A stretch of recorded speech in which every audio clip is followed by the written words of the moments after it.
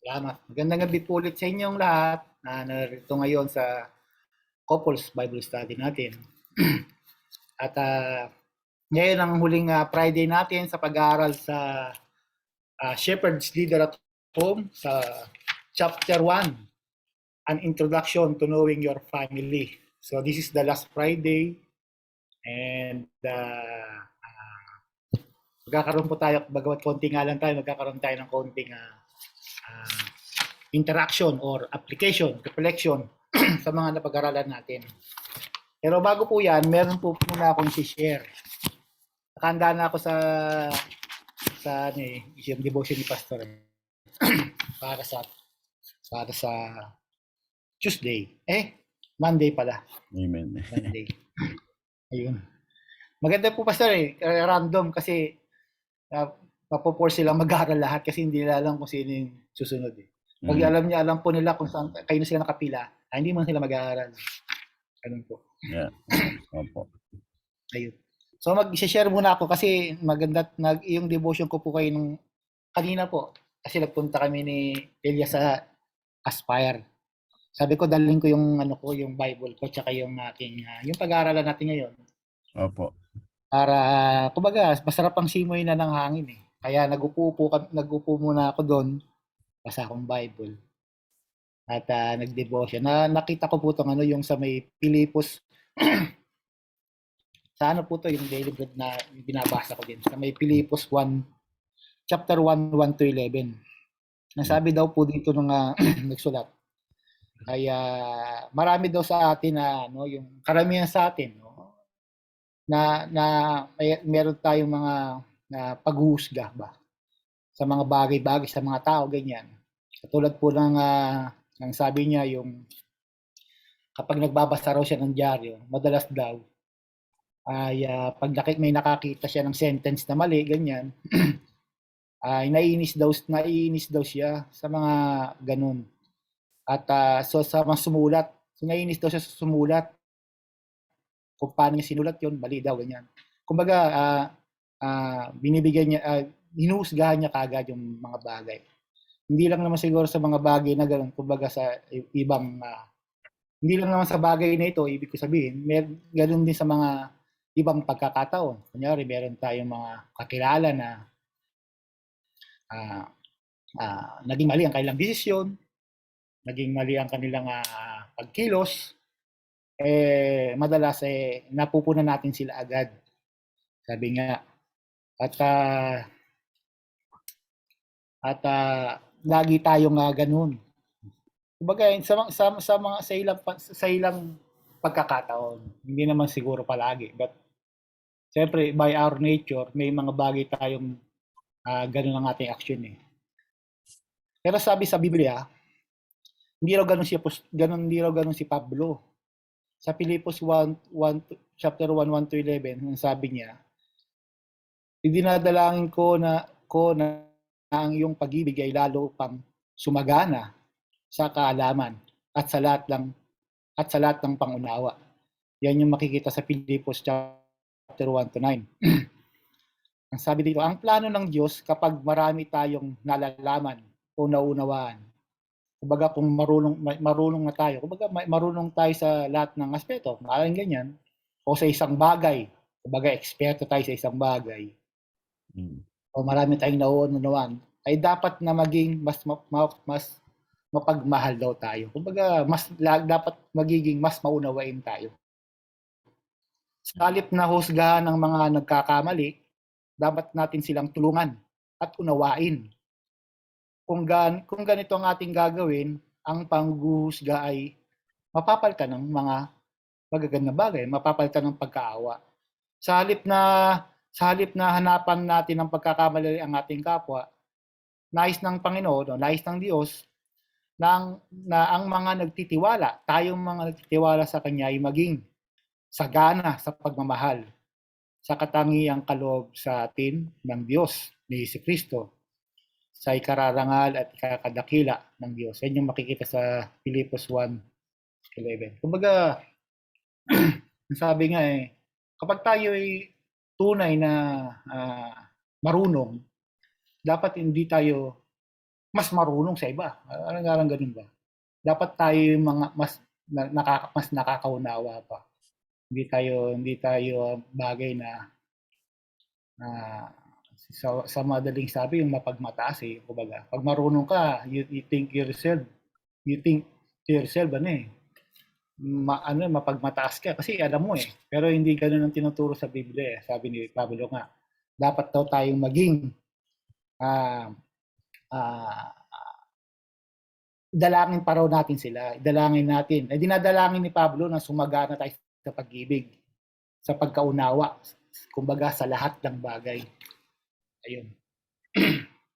Yun na, i-aking lang itong i-share. Ano po?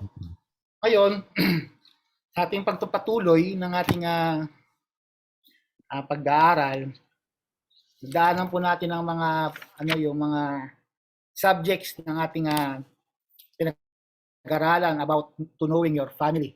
Knowing your family. Importansya ng pag-knowing. Kaalaman mo sa pagpapamilya. Kailangan daw nating malaman po ang ating pamilya, knowing in the family. Sabi nga. At yung pangalawang subject natin is ang pag-aasawa daw ay disenyo ng Panginoon para ma-meet ang companionship ng bawat isa.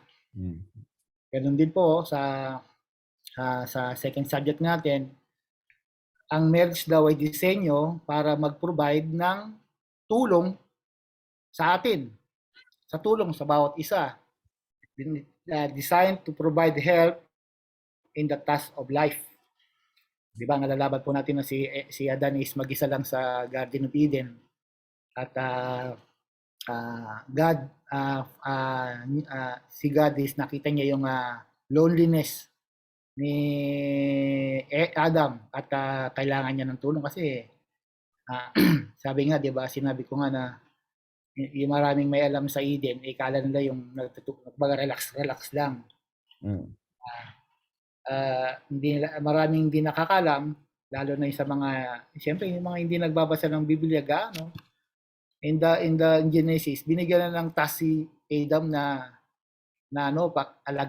pangalagaan. Diba? Sinabihan pa siya na pangalanan mo lahat ng nilikha ng Diyos. At pangalanan niya isa-isa. So, ang third subject natin is marriage is designed to be the primary human relationship. Ang pag-asawa daw ay dinisenyo ni Lord upang maging primero human relationship. And the third is dinisenyo ni Lord yan permanente. Ang pag-asawa ay permanente. Katulad po nung yung pinag-aralan natin, nandun si Ate Maricel, ayun pala, nandiyan na po pala sila, Ate Presi. Kamusta po? Kuya Berhel. Good evening po. Nagpunta na po ba kayo? Pasensya na, nahuli kami. Halos ka-umpisa lang dito. May si Ate Charlotte at Kuya Richard, magandang gabi sa inyo uli. Good evening, Bro Kenneth. Good evening po. Ayan. Naalala niyo yung sa bagay, kahapon lang yun eh. So, pag naalala niyo kagad, nako po. Yung covenant natin, covenant is designed to be permanent, di ba? Sa may pag-aaral yung Bible study natin kahapon. It's a permanent relationship, nasabi nga. So, marriage is designed to be permanent. Ang ating napag-aralan natin yan. And the fourth is dinisenyo ng Lord yan upang mapagkunan natin most intimate human relationship. Designed to be the most human relationship. And then, yung last Friday, marriage is designed to reflect the relationship between Christ and His Church. Ayan, pwede natin itong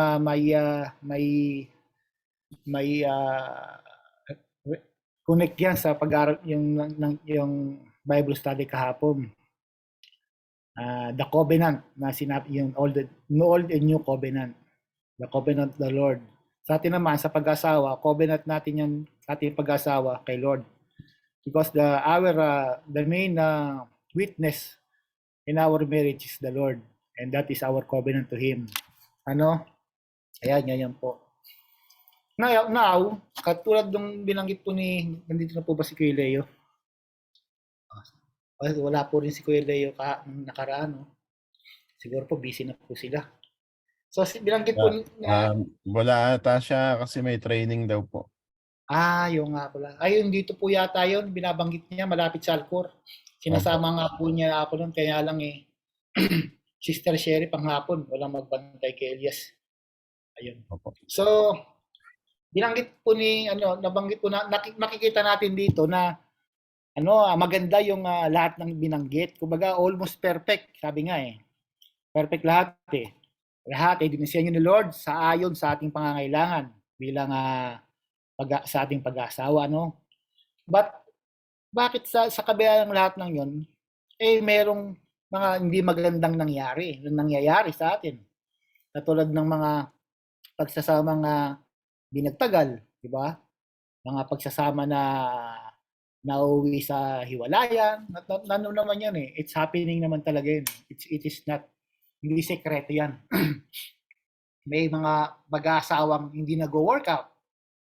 May mga pag-aasawang hindi masaya, di ba? Kumbaga hindi sabi kong hindi masaya, kumbaga laging awayan dito. Kumbaga hindi nagiging source of joy, di ba?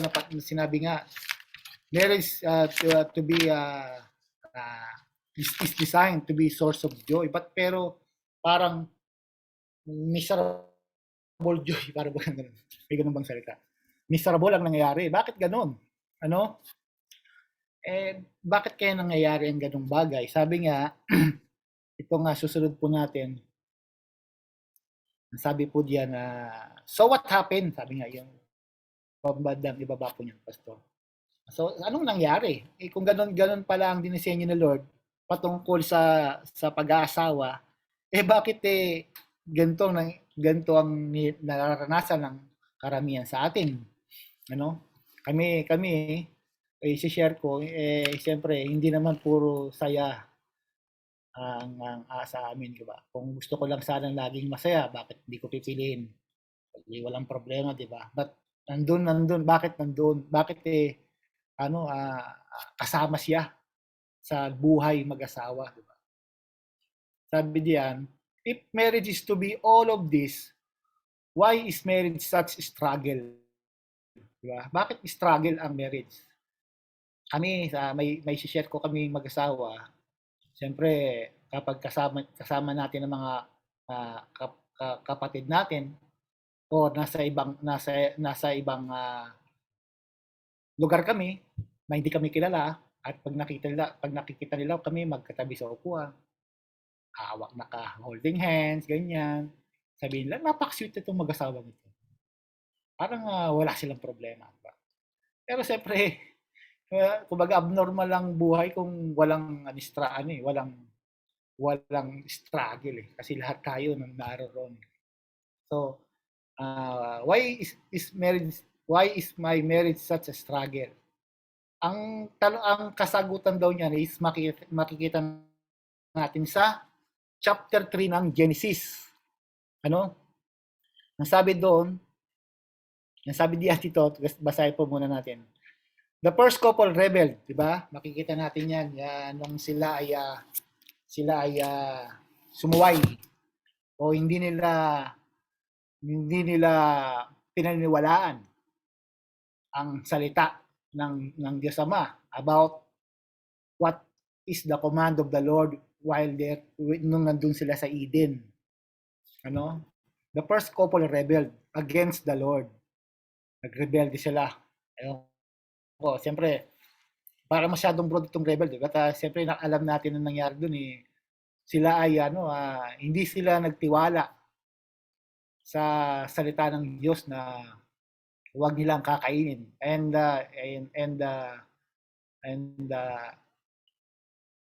Kumbaga yung naging yung sagot ng patawag doon. Naging resulta ng kailang hindi pagtitiwala sa salita ng Diyos is pagsuway. Sinuway nila, di ba? Sinuway nila. Bagkos naniwala pa sila sa salita ng binitawan ng serpente, ng diablo. Mas pinaniniwalaan nila yon. So they chose kasi sabi nga we are free to choose. But our yung ating pagpili, there's a consequence. It's either magandang consequence or may magandang consequence ba? O it's either magandang mangyayari sa'yo sa pagpili mo na yon or mapapahamak ka sa pagpili mo ng bagay. So, and sin entered their hearts and our world. Sabi niyo ba, tayo nagrebelde. Kaya sabi ko nga, siyempre ang napag-aralan natin sa lahat ng subject na napag-aralan natin nung mga nakaraang Friday is isa lang ang naging rason niya eh. Hindi natin sinusunod yung kanyang ang pamantayan ni Lord eh. 'Di ba? Sabi nga, marriage is designed to be permanent. But we chose to be broken. At pinili pa nating hindi kumbaga I'm not kumbaga hindi ako nagiging yung bagay yung wala naman ako tinutukoy parang ganyan. Kasi marami alam naman natin but we chose to be broken, right? Sabi nga ni Gus, broken na. Rather than staying permanent, 'di ba? How about yung isa, yung we chose to be to be sad, sabi nga. Instead of panggalingan ng great source of joy ang pagsasama. 'Di ba? Yung kumbaga itong designed to be need for companionship.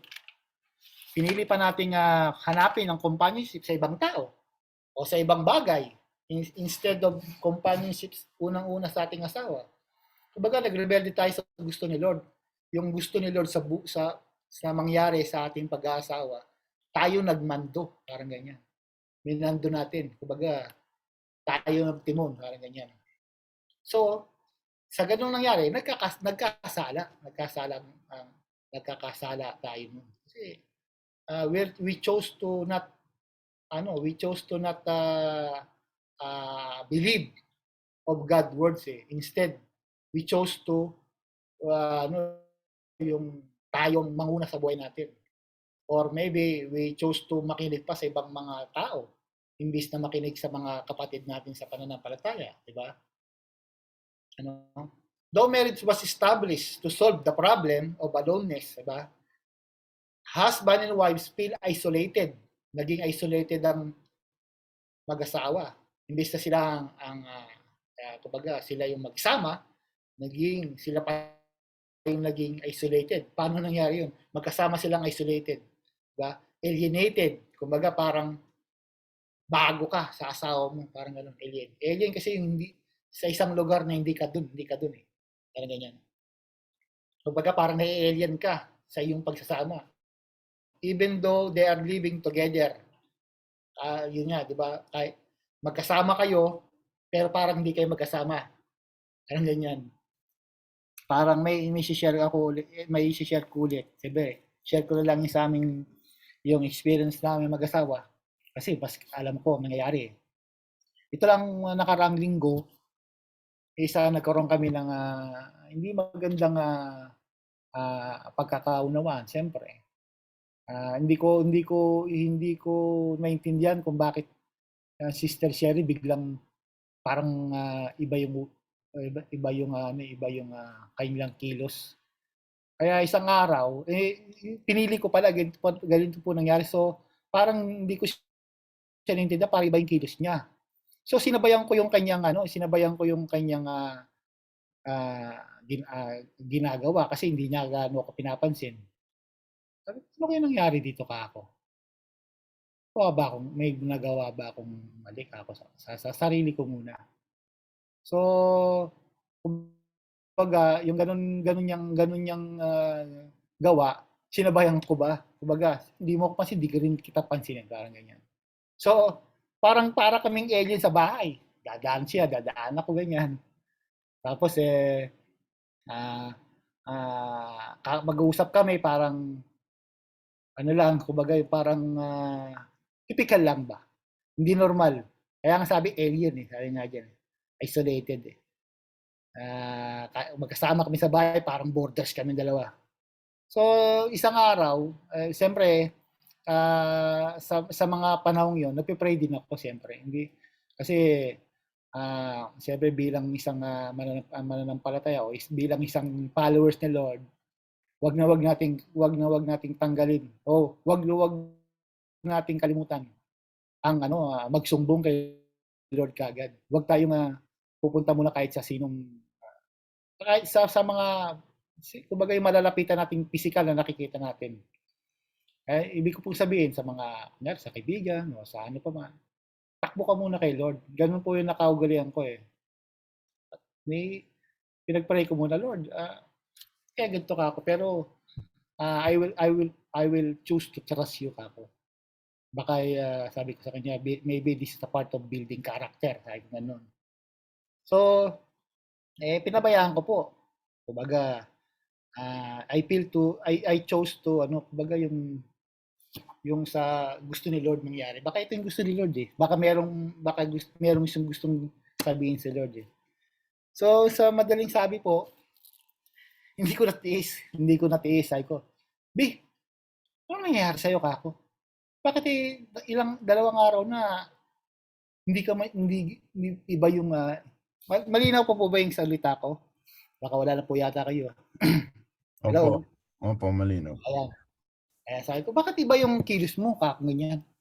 Buntis ka ba? Buntis ka ba, kako? Hindi, sabi niya, kumutis ako, gusto ko, dati pa, sabi niya.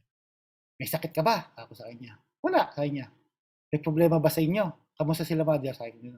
May problema ba sa bahay? Wala, sabi niya. Bakit ganyan ang kilos mo, kako sa kanya? May nagawa ba ako mali? Sabi niya. Wala, sabi niya. Bakit ganun kako sa kanya? Kasi hindi ako sanay eh. Sabi ko. Kaya nga yung alien eh. Yan sinasabi niya. Hindi ako sanay. Hindi naman tayo ganito eh, kako sa kanya. Sabi ko pero hindi ko na ganong malala yung pinag-usapan namin. But yung nauwi siya, sabi ko, ito po yung kung tama yung pagkakaalala ko, sabi ko. Sabi ko sa kanya, alam mo, sayang yung natin eh. Kumbaga, sabi ko, followers tayo ni Lord eh. Kumbaga, parang ganito na rin yung tema. Sabi, followers tayo ni Lord, pero dapat ang bilang followers, kailangan tayo yung tagasunod kung ano yung sinasabi natin eh. Ito ba yung design ni Lord? Ito ba yung gusto ni Lord na pinagpipray natin na we want to please you today, Lord? Sabi ko, help us to please you today. Anong gusto mong ipagawa sa amin, Lord? Sabi ko. Pero ito ba yung gusto niya? Sabi ko, hindi tayo nagpapansinan. Para tayong borders ka. Sa kanya. Tapos siniwanan ko siya kasi nagpa-plancha ako. Pinagpa-plancha ko siya. Kaya nagpa-plancha akong ganyan. I pray na naman. Sabi ko, Lord, sana po,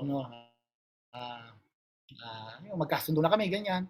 Then, habang nagpa-plancha ako, sabi nga, narinig ko yung nakinig po kasi ako ng preaching last Monday, sabi niya, whatever you do it for the Lord. Sabi.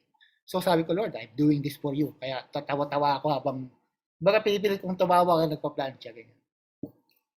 So, nakuha yata yung oras. So, madaling sabi, itong gabing yun, nagkasundo kami, praise the Lord. Kumbaga, I choose to rely on God's sovereignty. Pinaliwanag ko lang po, example lang po ako ng itong isolated and alienated. Ayun. Tuloy po natin. Sin also leads to competition and counterproductivity in accomplishing the task of life as husband and wife fail to yield to one another's strength and help in areas of weaknesses. Ayan, di ba? Nagkakaroon ngayon ng pagalingan na sa bagay-bagay tungkol sa pag-aasawa.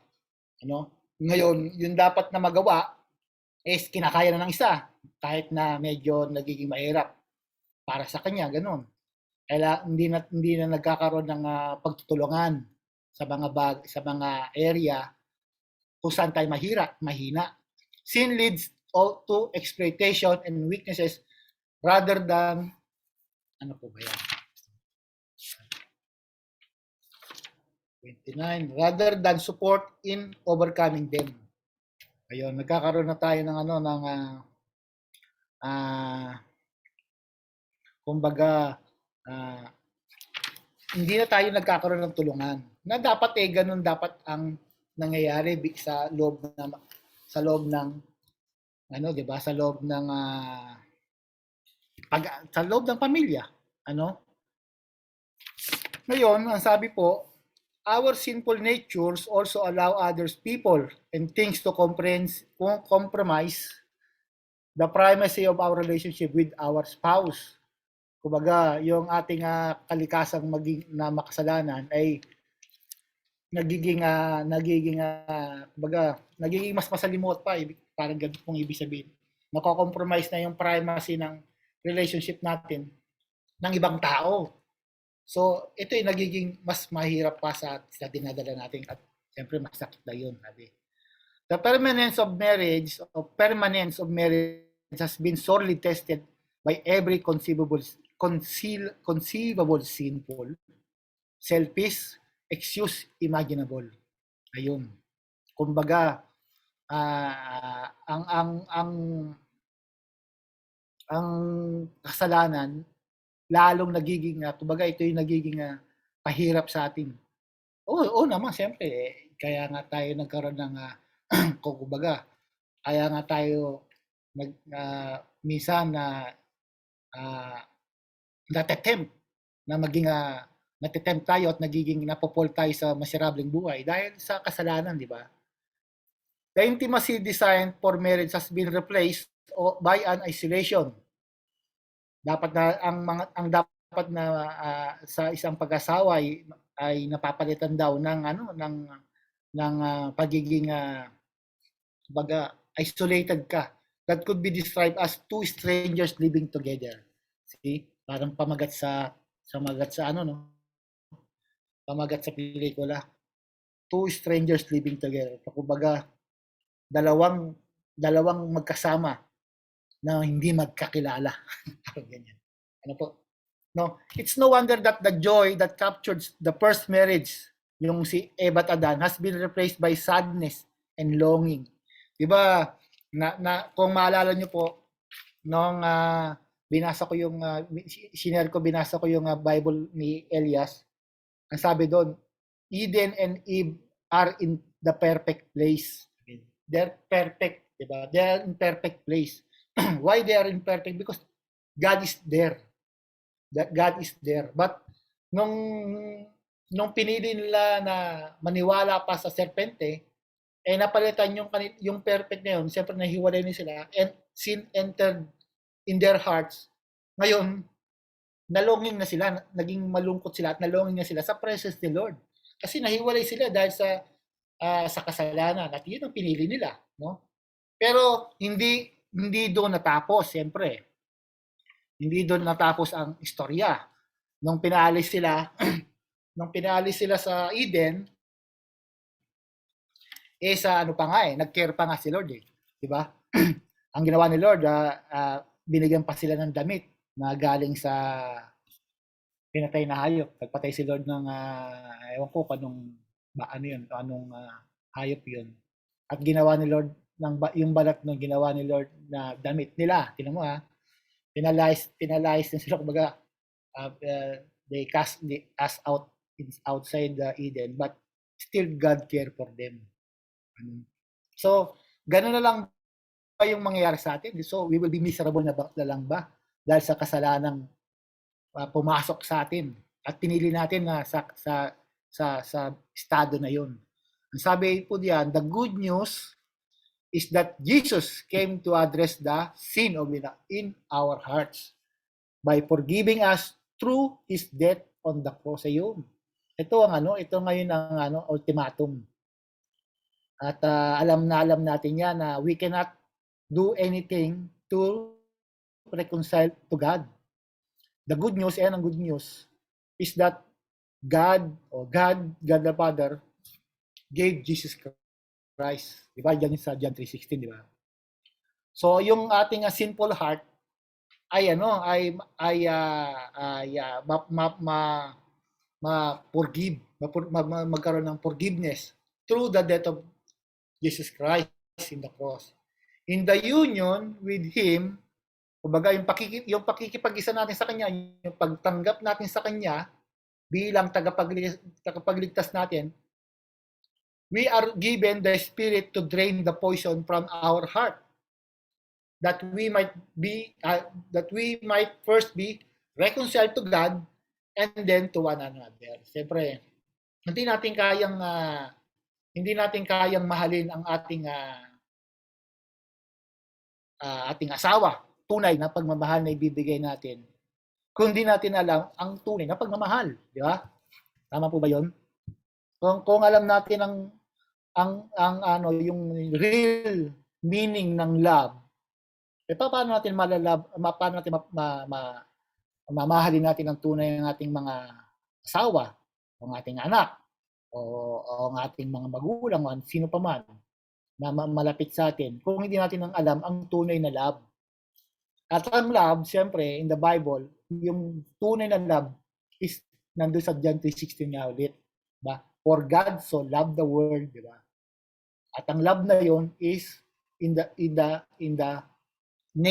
very nature of Jesus Christ. Diba? Sabi nga, God is love. And that love, kapag tayo ay meron tayong relationship kay Lord, vertically, yan ang sinabi, it is important to have that vertical relationship with your Creator. Kailangan meron tayong relasyon sa Kanya. Kasi nung napahiwalay si Eva at Adan kay Lord, kay God, sa Eden, so they don't have any more relationship with God. At hindi nila yung kayang gawin. Muli, ibalik. Hindi nila kayang ibalik yun until Jesus Christ come. Ito magandang i-relate to sa sa may Bible study natin kahapon eh. 'Di ba? So, ang naging sagot para tayo ay ma-reconcile kay God the Father ay through His one and only Son, Jesus Christ. It's important to have, ulitin ko, it is important to have that vertical relationship. Vertical is pataas eh. Pataas. With your Creator. Set right before you can experience the promised fullness of the relationship with your wife. Ayun. Para malaman natin kung paano natin mahalin ng tunay ang ating mga asawa, mga babae, ay kailangan malaman natin yung pagmamahal na binibigay ni Lord sa atin through His Son, Jesus Christ. Paano yun? Diba? Maraming pag-aaral dyan eh. At I believe maraming binigay si Pastor kung paano yun ipinaliwanag yung pagmamahal na yun, di ba? Unang-una, yung for God, we are loved by God still while we are still sinners. Kaya magandang yan eh, di ba? Nung tayo makasalanan pa at minahal na tayo ni Lord, di ba? Hindi naman hinintay ni Lord na tayo ay bumait muna bago tayo minahal. Diba? Paano kunyari kung si Sister Sherry, paano ko siya mabibigyan ng tunay na pagmamahal? Kung hindi ko alam ang love ni Lord para sa akin. Kumbaga, kailangan ma-experience mo muna yung love eh. Diba? Yung love na binigay sa iyo. Ikaw nga, sa sarili ko nga rin eh. Pasaway din ako eh. May mga, inaamin ko naman na may mga bagay na hindi naman ako perfecto. Pero, sa kabila ng lahat ng yun, love pa rin ako ni Lord. At love din kayo ni Lord. Siyempre, kapag alam mo na yung love na yun na binibigay sa ni Lord, at yun ay umapaw sa iyo, yun yung love na yun din ang bibigay mong love para sa iyong asawa. Di ba po ba? Kumbaga, yun, genuine love yun. Kahit sabi ko nga po nung na-share ko, hindi ko namang inintay na mag-sorry si Sister Sherry kung bakit gano'n, na hindi siya kumikibo. Hindi ko nga maintindihan. Pero I choose to still be still. Baga sabi nga sa Bible, no? Be still. Si Lord is, nandiyan pa rin si Lord. Alam niya yung ginagawa niya. He knows what He's doing. Just go with the flow, the plan of the Lord. So, I trust the Lord. Hindi ako hindi na ako nagpatuloy sa hindi pagkibo sa kanya. Kinakausap ko na siya. Until that night, magical. Alam niyo na yun kung ano nangyari, magical. Yung gabing yun. parang bagong kasal. Diba po? Parang bagong kasal ulit. Kung alam niyo na yung gusto kong sabihin sa inyo na yun. Ano po? So, that is how we kumbaga rested in God's love. Ayan. Then sabi po diyan, sorry po. In summary, ayun, meron po ngayon matatapos na diyan po natapos yung ating pagano kasi meron tayong reflection na po 'yan. Meron po ba kayong gustong i-share at maaaring pwede magtanong? At ano po ba yung kumbaga yung naunawaan ninyo at gusto niyo i-share ganyan, insight. Ano po? About this po na pag-usapan natin ngayon. Kuya Kenneth, sa akin ano lang, yung kagaya ng pinag-aaralan din natin sa Bible study na ang Biblia talaga, ang salita ng Diyos, at ang Diyos lalo na, ay nasa Kanya talaga yung sagot para sa lahat. Kagaya niyan, and the good news is that Jesus came to address the sin in our hearts by forgiving us through His death on the cross. So, ibig sabihin yung ginawa ng Panginoong Hesus, hindi lamang basta-basta ganun lang, just to save us. Ngunit maraming aspeto. Kagaya nga nung sa pinag-aaralan natin ngayon, di ba? Sabi kanina nga, di ba, yung nandito ata, hindi, nasa isang page. So kumbaga hindi lamang sa ating individual na buhay, maging sa ating pagpapamilya, sa ating buhay mag-asawa, or even sa mga anak natin, nandoon pa rin. Kumbaga same principle applies to all. Yes. Salamat po. Yun lang po yung masabi ko, Kuya Kenneth. Thank you. Salamat po, Pastor. About po sa iba, meron po ba kayong may share? Kuya Kenneth, ako po meron. Yeah, sige po. Praise the Lord. Sige po. Yung pong sa, yung pong Proverbs 11 verse 12.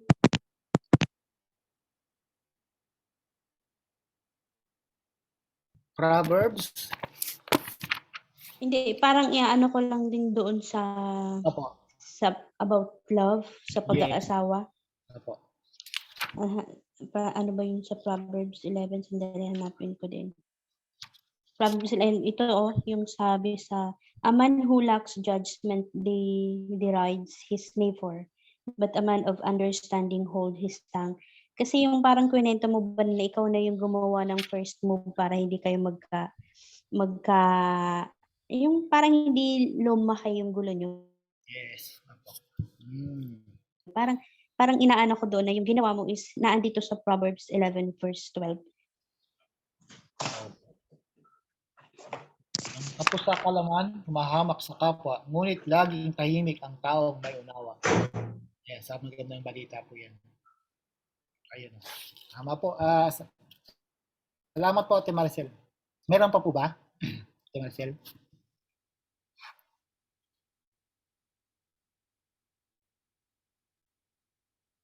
Ayan.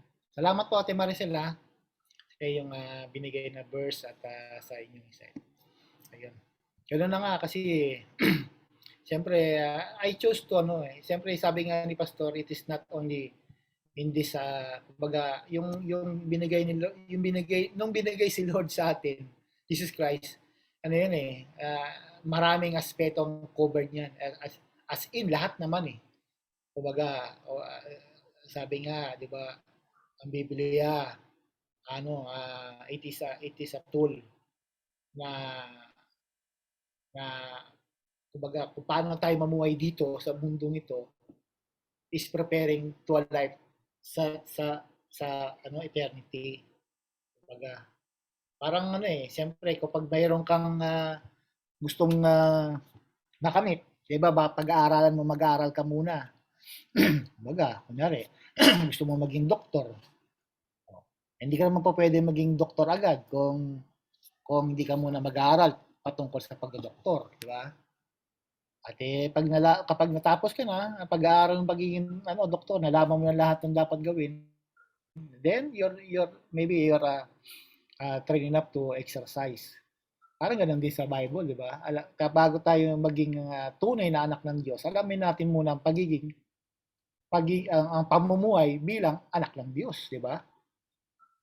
Kailangan kumbaga alamin natin lahat 'yan.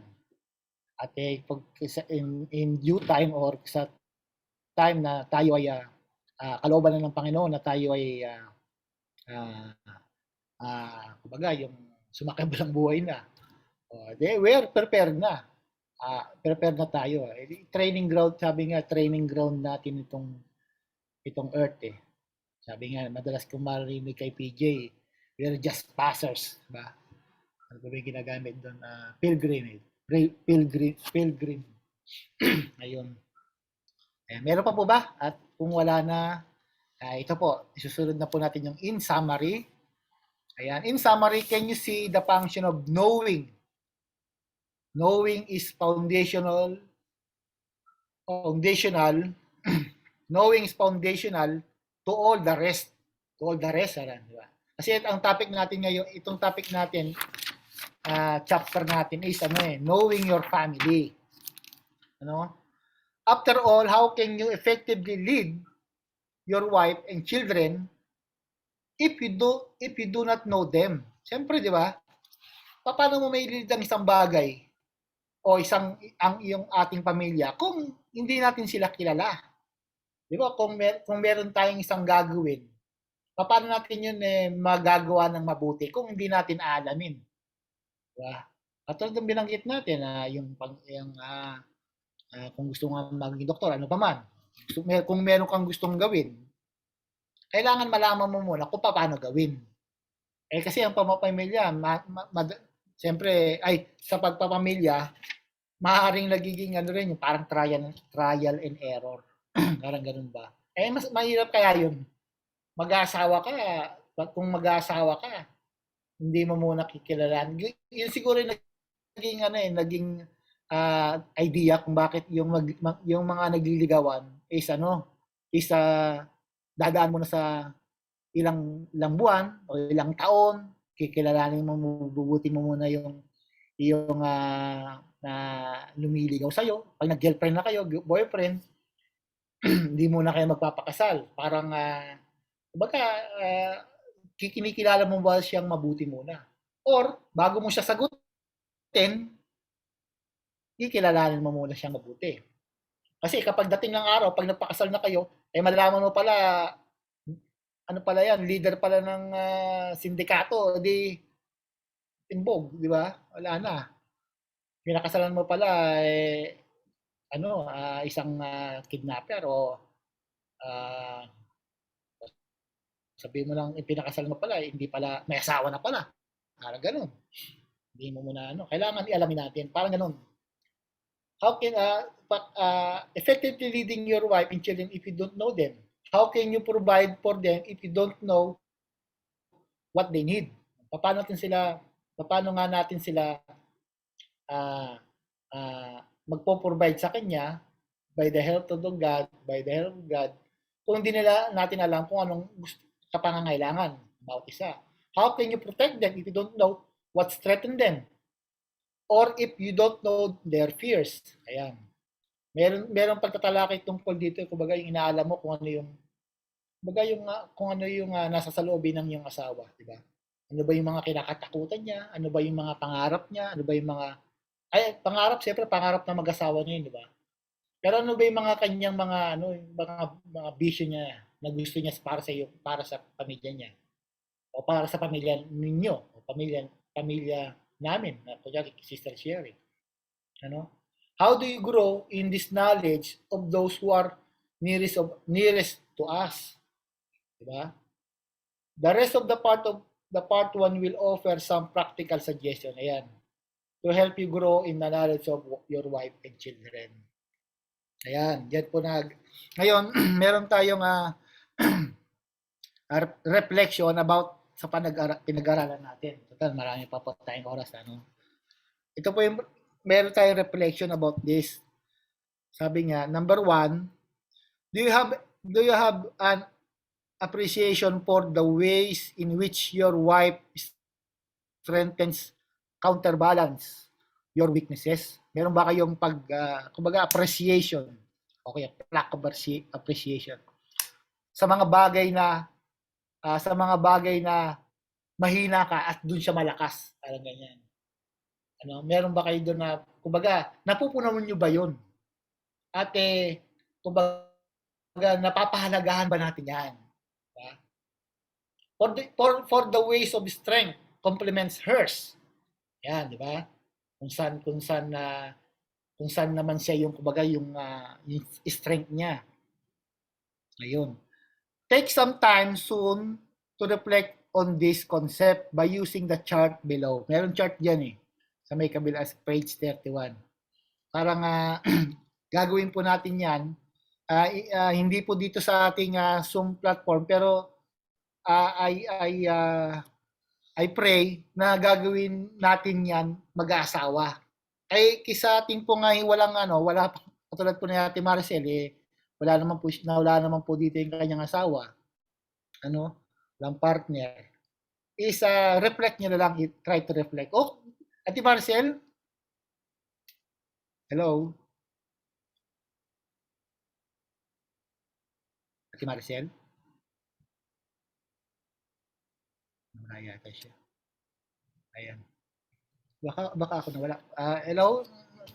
Nadidinig niyo po ba ako? Opo, narinig kita. Si Ate Maricel lang po siguro na busy po siguro. Ayun. Sa atin po, siyempre, except po muna si Ate Maricel. Alam ko po si Ate Maricel yata. Wala po dito yung asawa niya. So, ito po yung reflection natin. Sa atin nandito ang ating mga asawa ay kung sa mga nakikinig po, kunyari yung asawa nila sa Pilipinas, pwede naman itong gawin, your weaknesses and her strength. Yung weaknesses natin. Kumbaga, ito yung first column, yung mga bagay na mahina tayo, di ba? I admit naman, meron akong kahinaan I'm not kumbaga yung hindi ako naniniwala na sa isang tao o sa isang lalaki. Sabihin na, mga lalaki, walang kahinaan. May kahinaan yan. Lahat ng tao may kahinaan.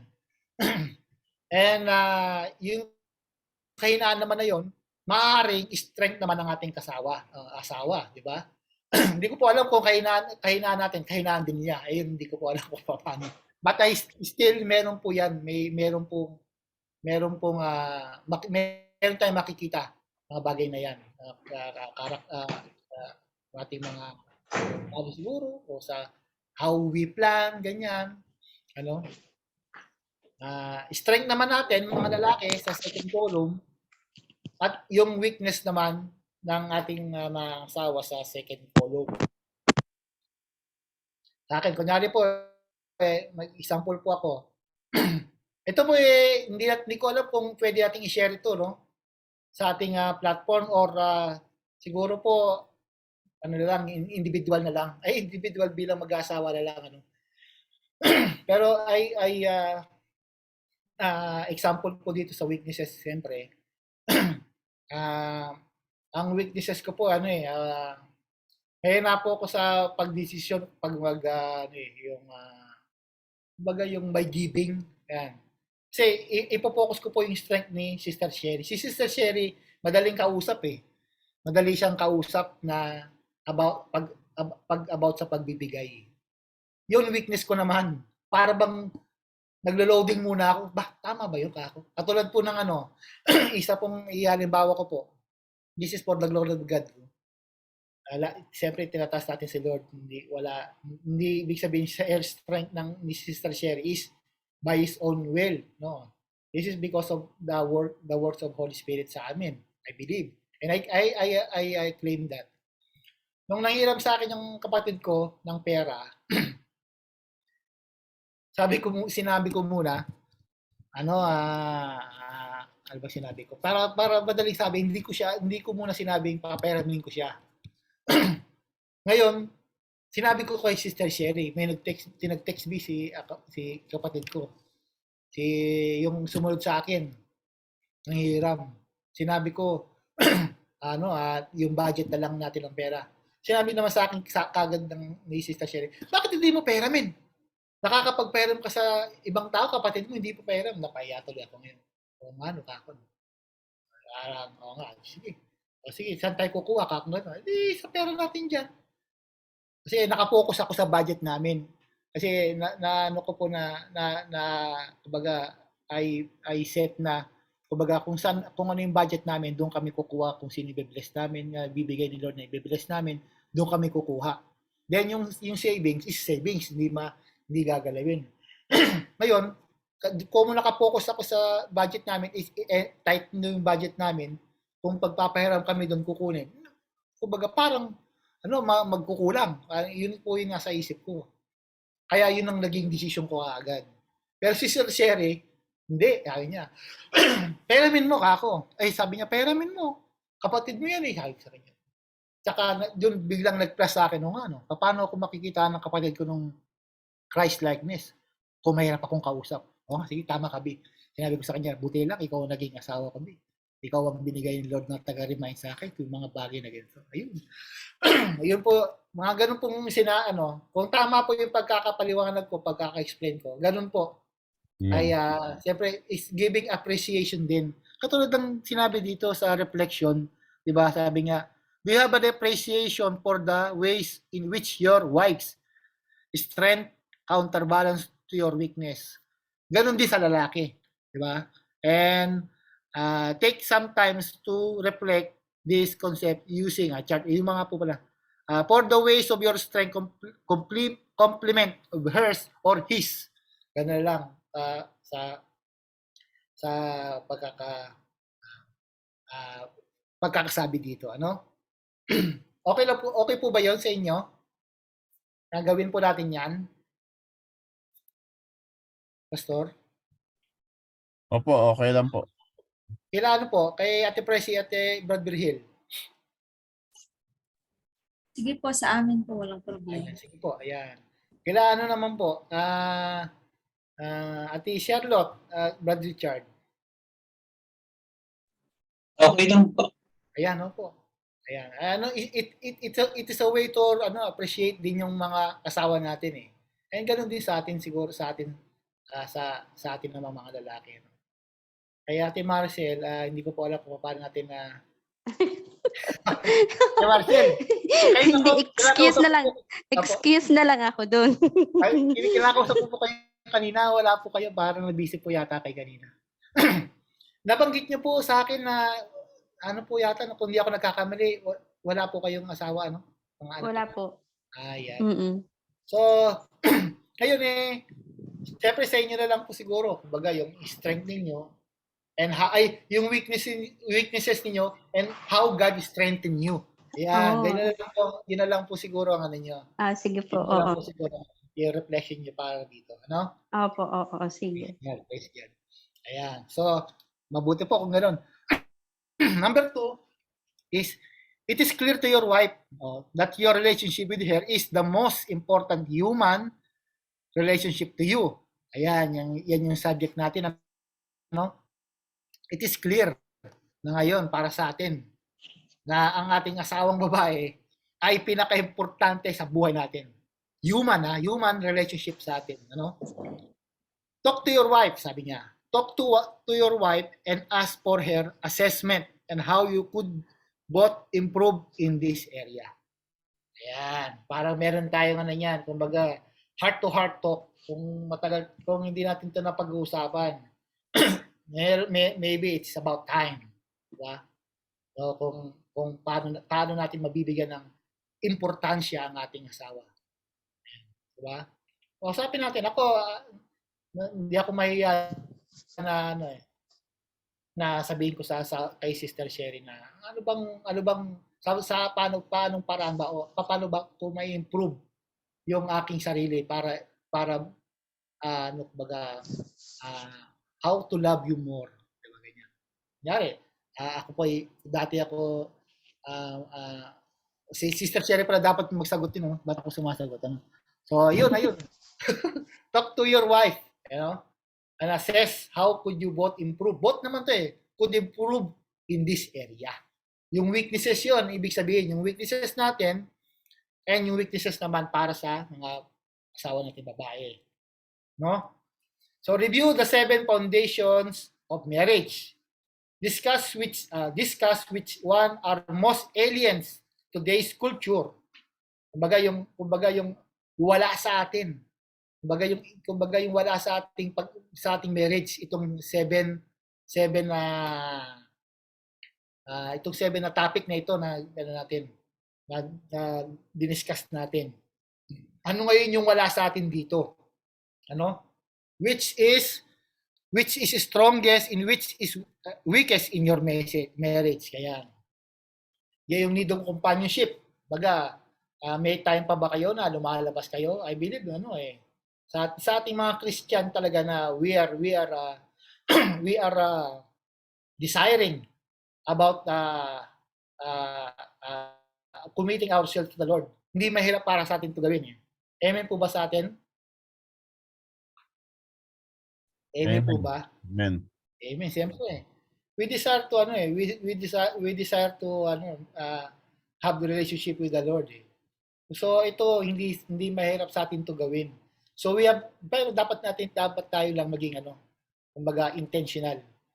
Kasi siyempre, kung hindi mo pipiliin na gawin ang mga bagay na ito, maaaring hindi mangyayari sa ito kasi hindi mo ginawa hindi tayo nakinig.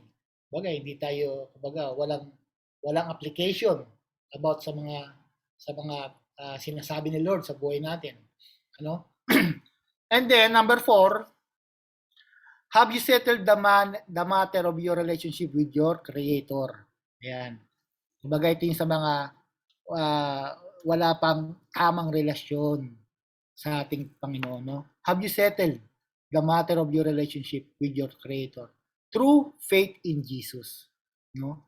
Do you see why it is important to have this vertical relationship settled as you seek to grow in your knowledge of and love for your wife? Sa atin, siyempre, I believe and I pray na lahat tayo may relationship na kay Lord. What is lacking lang is how we work out this matter. Kumbaga parang yung sa may pinag-aralan natin, sa may pinakal natin last pang Philippines pala yung aking pinrich yung work out our salvation. Parang work out our marriage naman. Kumbaga ganun. How we work out our marriage. And I believe itong lahat ng ito ay magagawa natin through our Lord Jesus Christ, di ba? Wala naman, kumbaga, we admit na we cannot do all these good things like marriage is designed to need companionship, provide help and task to our life, primary human relationship, di tayo maghanap ng iba, di ba? Designed to be permanent, designed to most intimate human relationship, designed to source of great joy, and designed to reflect relationship between Christ. Ito, hindi natin ito kayang gawin kung wala tayong relationship vertically to our one and only Creator. And that is through our Lord Jesus Christ.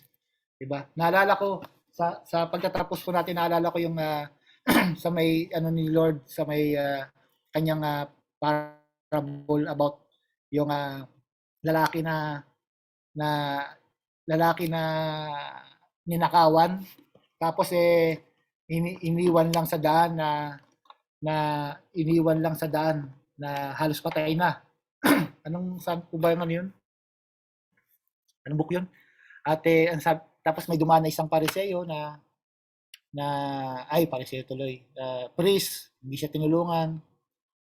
Tapos may dumaan na Levite, hindi siya tinulungan. Then finally dumaan yung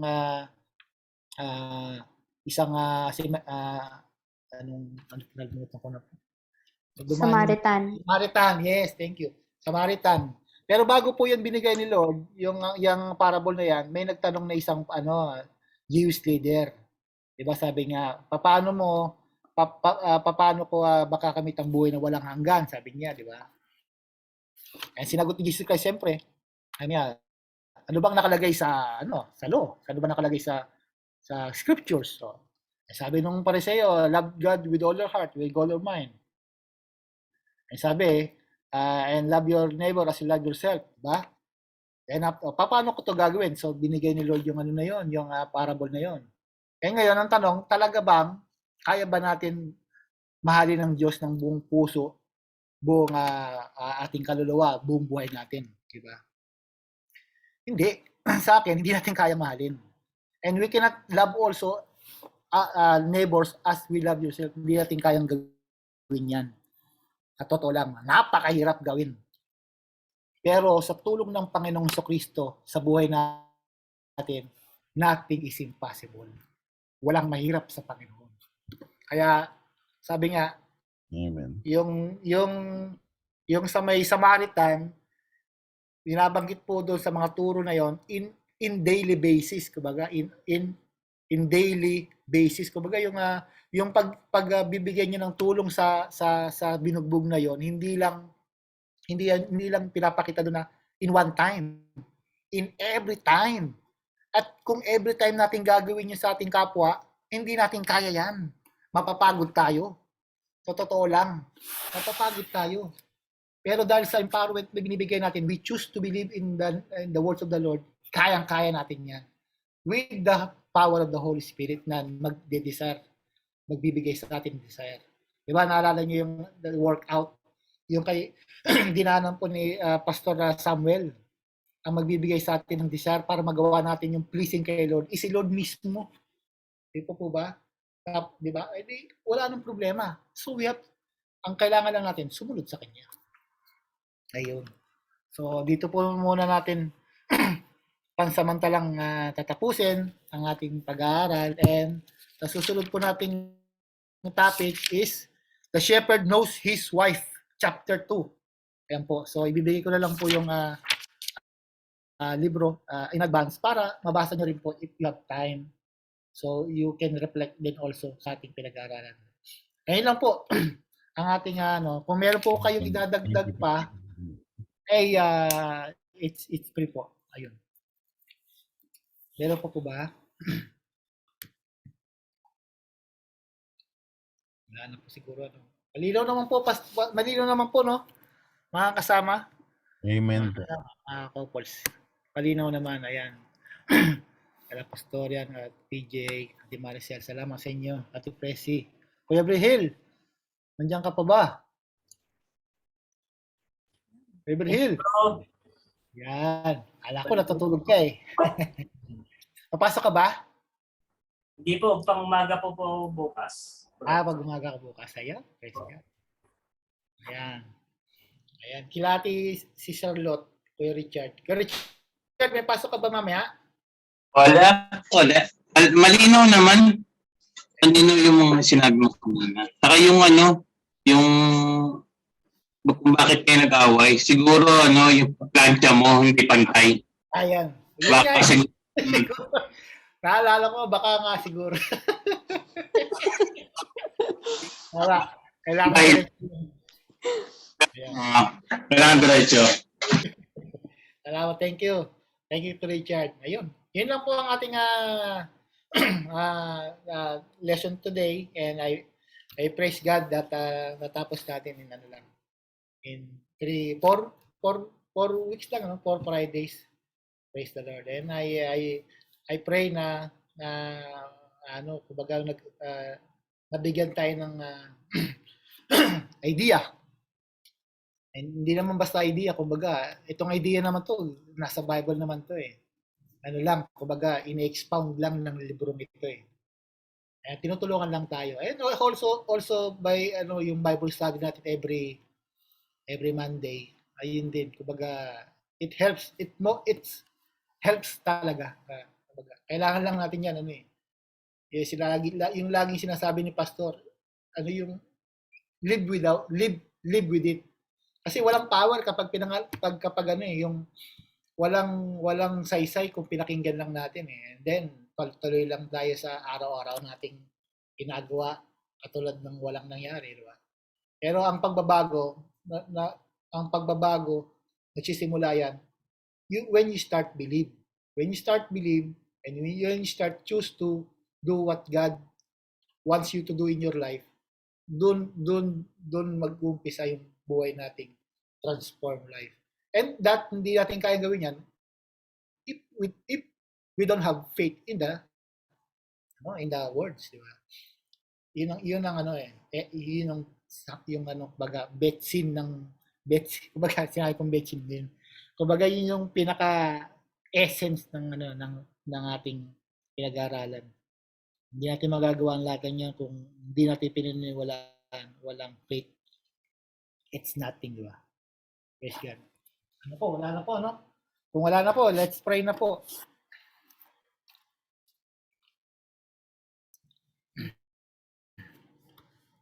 Father God, we thank you sa iyong kabutihan muli. Lagi ako nagpapasalamat sa lahat ng iyong biyaya. Panginoon, lalo unang-una sa buhay, sa iyong pagbigay sa amin ng lakas sa araw-araw. Binigay mo kami ng tainga na makakinig ng iyong salita, ng utak na may process ang mga bagay na ito. At Lord, binigay niyo kami ng buong katawan, Lord, upang isunod ayon sa disenyo ni Lord para sa amin. Panginoon, sa amin pong mga pagkasalanang nagawa, inaamin namin to at kami ay lumalapit po sa iyo, Lord, nagpapasakop, Lord. We need your help, Lord, to do your words, Lord, sa buhay namin, Lord. Sa amin po pinag-aaralan ito, Diyos Ama, nawa ito'y maging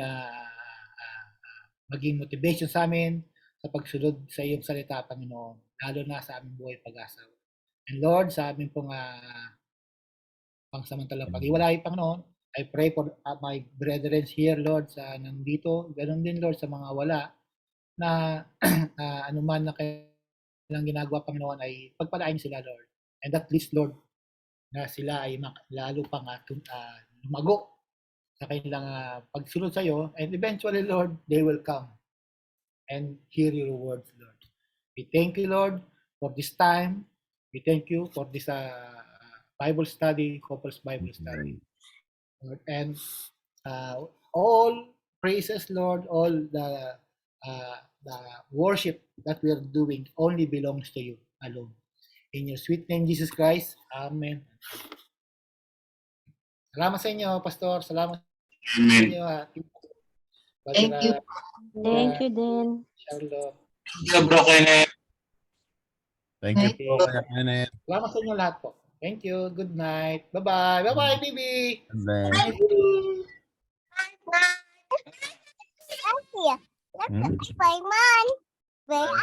where?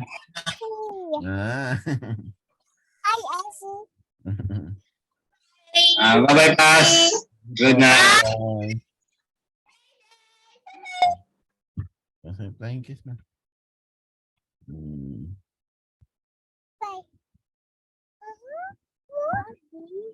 Wala na, finish na. Dali.